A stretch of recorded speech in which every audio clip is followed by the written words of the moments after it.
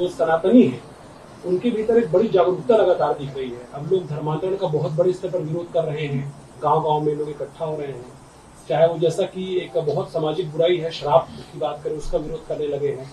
तो जिस तरह की जागरूकता लगातार ग्रामीण क्षेत्रों में विशेष रूप से दिख रही है, ये कितना अच्छे दिन का प्रतीक है? आपको लगता है किस तरह का बदलाव आप खुद महसूस कर पा रहे हैं जो सनातनियों का जो जागरण लगातार देखा जा रहा है उसको?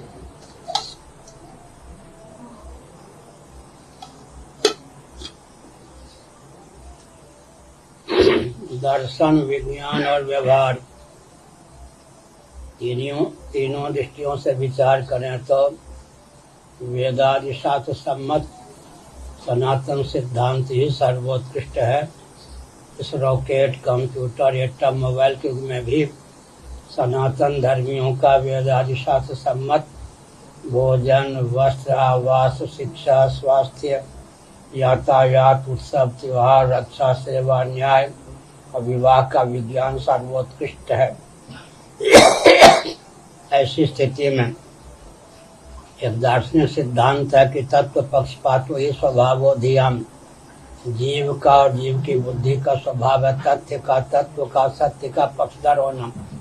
दर्शन, विज्ञान, व्यवहार में सामंजस्य साध करके वैदिक सिद्धांत को अभिव्यक्त करेंगे तो पूरा विश्व उसका अनुयायी होगा और हो भी रहा है। नारायण महाराज जी प्रणाम। मैं प्रमोद विष्णु, मीडिया 24 न्यूज से, रायपुर से। ये जो पश्चिम बंगाल के संदेश खाली में जिस प्रकार से खबरें सामने आई है कि दलित महिलाओं के साथ जो अनाचार की घटना हुई है और शाहजहां जो आरोपी है वो टीएमसी का नेता बताया जा रहा है, माना जा रहा है कि टीएमसी जो सरकार हो उसको समर्थन दे रही है। ऐसा है कि अवांछित तत्व को कोई भी प्रश्रय दे सर्वथा मानवाधिकार की सीमा में वंचित, उसका समर्थन नहीं किया जा सकता। मातृशक्ति का शील सुरक्षित रहे हमारा दायित्व होता है। सनातन वर्णाश्रम व्यवस्था की विशेषता रही है कि शिक्षा, रक्षा, अर्थ और सेवा के प्रकल्प संतुलित, मातृशक्ति का शील सुरक्षित, बिना परिवार नियोजन गर्भपात की जनसंख्या भी संतुलित, सनातन सिद्धांत के प्रति अनास्था उत्पन्न की गई स्वतंत्र भारत में उसी का यह विस्फोटक परिणाम। महाराज जी, मैं हेमंत शर्मा हूँ, स्वराज एक्सप्रेस से, रायपुर से। ये धर्मांतरण छत्तीसगढ़ के कई इलाकों में होती रही है। अब सरकार बदली है, धर्मांतरण को लेकर कानून आने वाली है, नए कानून, कैसे देखते हैं इसको? गरीबी पालते हैं राजनेता, लाभ उठाने देते हैं क्रिश्चियन तंत्र को। एक हिंदू परिवार से 1 रुपया नित्य निकले, 1 घंटा नित्य निकले, औसतन आस्था पूर्वक उस रुपये का, उस समय का उपयोग उस क्षेत्र को हर प्रकार से सुव्यवस्थित, सुरक्षित रखने में हो। किसी प्रकार धर्मच्युत करने वालों की दाल नहीं गल सकती। इतना तो कर सकते हैं, केवल पेट और परिवार तक सीमित न रहें। एक हिंदू परिवार से 1 रुपया 1 घंटा नित्य आस्था पूर्वक निकले, उस धन का, उस समय का उपयोग उस क्षेत्र की जितनी समस्याएं उनके समाधान के लिए हो। जागरूक व्यक्ति टोली बनावे, मठ मंदिर को केंद्र बनाकर शिक्षा, रक्षा, अर्थ और सेवा का प्रकल्प चलावें, अपने क्षेत्र की सारी समस्याओं के समाधान के लिए व्यूहरचना करें, तो इस प्रकार की विसंगति नहीं हो सकती। महाराज साहब, मैं अभिषेक सिंह, ANI रायपुर से। सीएए को लेकर लगातार देश में अब चल रहा है। उत्तराखंड में CAA लागू कर दिया गया है, कॉमन सिविल कोड उत्तराखंड में लागू कर दिया गया है। कांग्रेस का विरोध कर रही है, लेकिन बाकी राज्यों में, देश में लागू करने को लेकर किस तरह देखते हैं? उसका स्वरूप क्या है पहले बताइए। CAA कॉमन सिविल कोड है, मतलब सबके लिए सामान्य कानूनी जो कार्रवाई होगी वो की जाएगी, चाहे हिंदू मुस्लिम। प्रतिकूलानि पर्येषां समाचरेत्, हमारे यहाँ का सिद्धांत है। भगवद गीता के 6ठे अध्याय के अनुसार आत्मौपमीन सर्वत्र समम पश्यति अर्जुन, सुखम वा यदि वा दुखम स योगी पर्वो मतः। 8वीं कक्षा में हमने पढ़ा था, सुन रहे या नहीं? पूछने वाले सुन रहे? 8वीं कक्षा में मैंने पढ़ा था, we must do to others as we wish them to do to us. This is the golden rule of life. जैसा व्यवहार हम दूसरों से अपने पर चाहते हैं, हमारी बुद्धि की बलिहारी है कि दूसरों के प्रति वैसा व्यवहार करें। महाभारत में इस तथ्य को उद्भाषित किया गया है कि एक हिंसक भी दूसरों से अपने प्रति हिंसा की भावना रखता है। एक झूठ बोलने वाला भी दूसरों से अपने प्रति सत्य भाषण की भावना रखता है। एक चोर भी दूसरों से अपने प्रति चोरी की भावना रखता है। एक व्यभिचारी भी दूसरों से अपने प्रति अपनी बहू बेटी के प्रति सदाचार संयम की भावना रखता है। एक लुटेरा परिग्रही भी दूसरों से अपने प्रति अपरिग्रह की भावना रखता है। उसका दायित्व है कि जैसा व्यवहार वो दूसरों से अपने प्रति चाहता है वैसा व्यवहार समाज के लिए करे, अन्यथा उल्टी पड़ जाएगी।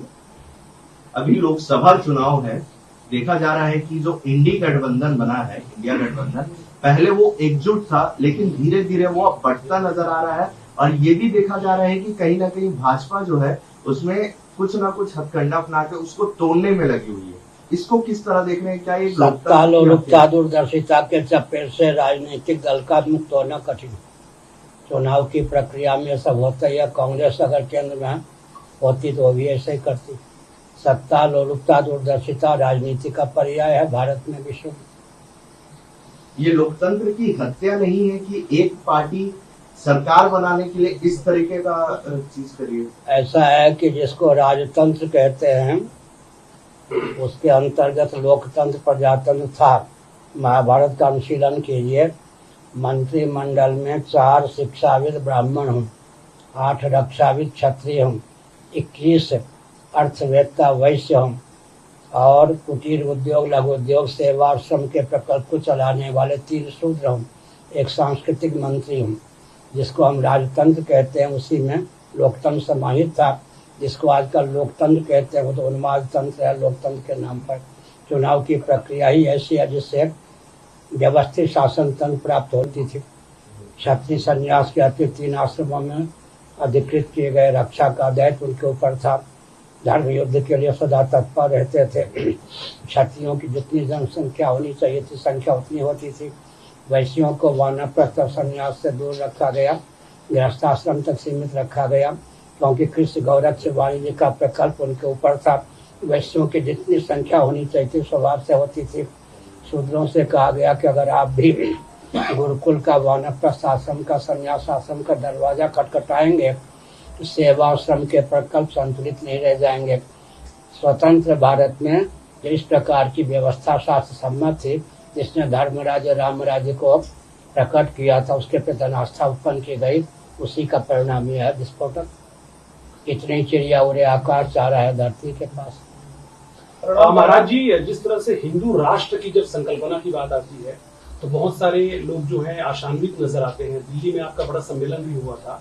संवैधानिक रूप से हिंदू राष्ट्र कब तक बनेगा आपके हिसाब से? ऐसा है कि हम लड़ाने भिड़ाने की बात तो नहीं करते जी। सबके पूर्वज सनातनी वैदिक आर्य हिंदू थे, यह ऐतिहासिक तथ्य है, इसको कौन नहीं मानेगा।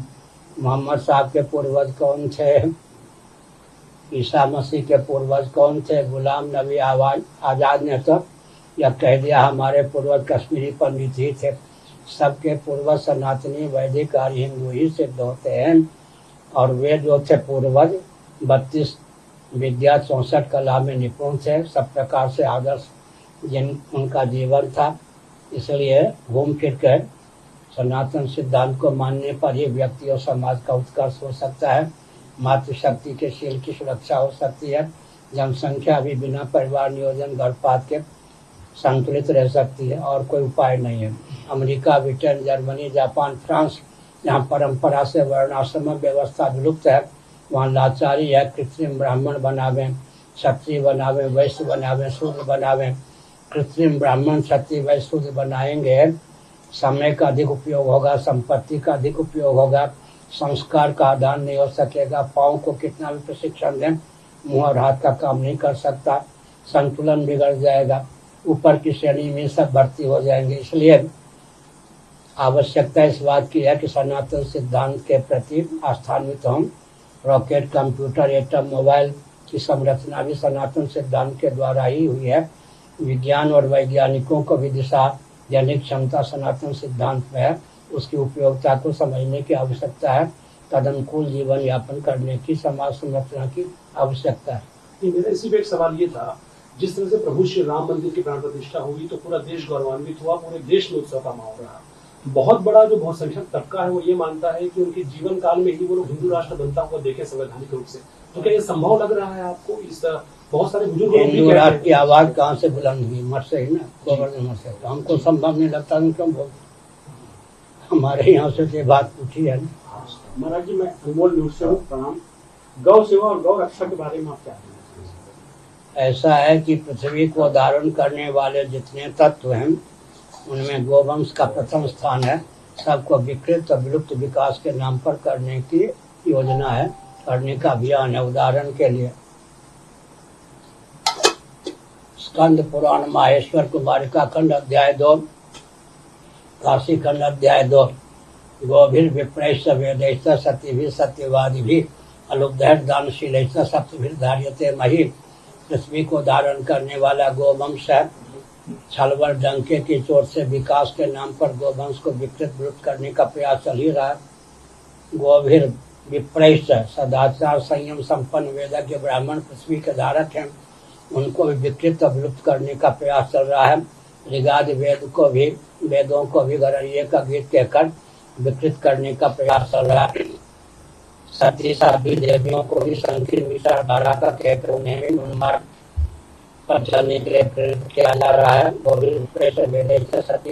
सत्यवादी निर्लोभ और दानशील पृथ्वी के धारक हैं, इनको भी संकीर्णता की दृष्टि से देखा जा रहा है। तो पृथ्वी के जितने धारक हैं सबको विकृत और विलुप्त करने का व्यामोह ही विकास के नाम पर है। उदाहरण मैं देता हूँ, पृथ्वी जल तेज वायु ऊर्जा के स्रोत हैं। आस्तिक नास्तिक वैदिक अवैदिक उभय सम्मत